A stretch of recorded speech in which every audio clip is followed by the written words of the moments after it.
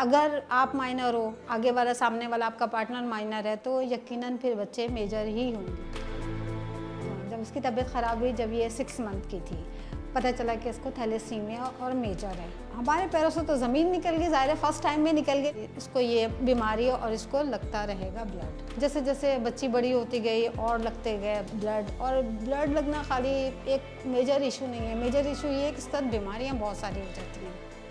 खुदारा मैं तो सबसे यही कहूँगी, जब अपने बच्चों की शादियां करें या आप खुद करें तो अपने पार्टनर का ज़रूर इलेक्ट्रोफोरेसिस का टेस्ट करवाएं, ताकि आपको पता हो कि जी आया वो आगे वाला कैसा है, सही है कि नहीं। क्योंकि ये हमारी तो गुजर जाएगी, आगे बच्चे सरवाइव करेंगे, और हम कब तक इनके सरों पर हैं किसी को नहीं पता।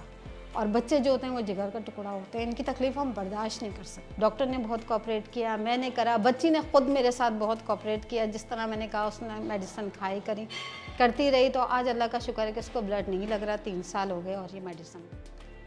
हमेशा जो है वो मोटिवेट भी रखते थे। मुझे ब्लड लगता था तो मैं बहुत रोती थी, बहुत ज़्यादा, और मेरे रोने की वजह से मुझे शिवरिंग हो जाती थी, जिसकी वजह से मेरी और ज़्यादा तबीयत ख़राब हो जाती थी। ब्लड लग रहा है, उस पर शिवरिंग हो जाना, बुखार और वो सब चीज़ें। फिर लेकिन जब वो मुझे जेल लगाया जा रहा था ना, तब मैंने ये सोचा कि ये चीज़ मुझे अल्लाह ने दी है, अल्लाह ताला ही ठीक करेंगे, तो मैं क्यों मतलब वो हो रही हूँ। एक आजमाइश अल्लाह ताला ने दी है, वो ठीक करेंगे। हंस के भी करवाने, रो के भी करवाने। उस दिन का दिन है कि मैं नहीं रोई ब्लड लगवाते हुए। मैं कभी भी, मतलब डर अभी भी लगता है, लेकिन मैं आज तक रोई नहीं हूँ। मैंने हर उस चीज़ का सामना करा, अपने डर का खुद सामना करा। मैरिजेस से जो जेनेटिक अमराज हैं उनका रिस्क जनरल पॉपुलेशन के हवाले से बढ़ता है, और आजकल की हम रिसर्चेस में ये देख भी रहे हैं कि एज़ कम्पेयर टू अदर ममालिक जेनेटिक डिसऑर्डर्स का रिस्क कज़न मैरिजेस से बढ़ रहा है। और पाकिस्तान में जैसा कि कज़न मैरिजेस बहुत कॉमन है, according to 2024 British journal medical के हवाले से ये तहकीक हुई है कि 65% से ज़्यादा कज़न मैरिजेस का रेशो पाकिस्तान में बढ़ गया है। जो जनरल पॉपुलेशन के अंदर, या अगर हम बात करें कि मौरूसी अमराज, जेनेटिक अमराज की एक वजह ये भी है कि पाकिस्तान में इसका रेशो ज़्यादा है।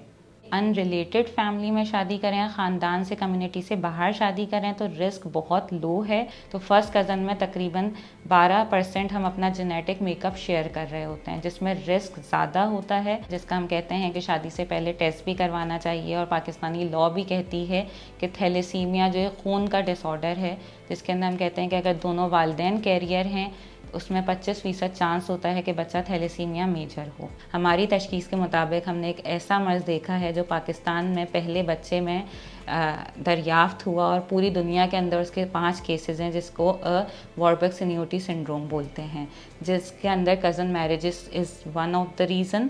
और उसके अंदर जो मसले होते हैं वो कान की सुनाई से लेके आँखों की बिनाई से लेके स्किन के इतने ख़तरनाक अमराज होते हैं कि वक्त गुज़रते गुज़रते स्किन बहुत ज़्यादा डिटोरिएट या ख़राब हो जाती है, कि स्किन का जो स्ट्रक्चर है वो बिल्कुल चेंज हो जाता है, और वक्त के साथ साथ वो मर्ज़ बढ़ता है, जिससे बच्चा आगे जाकर चलने फिरने से कासिर हो जाता है, सुनने और देखने से कासिर भी हो सकता है।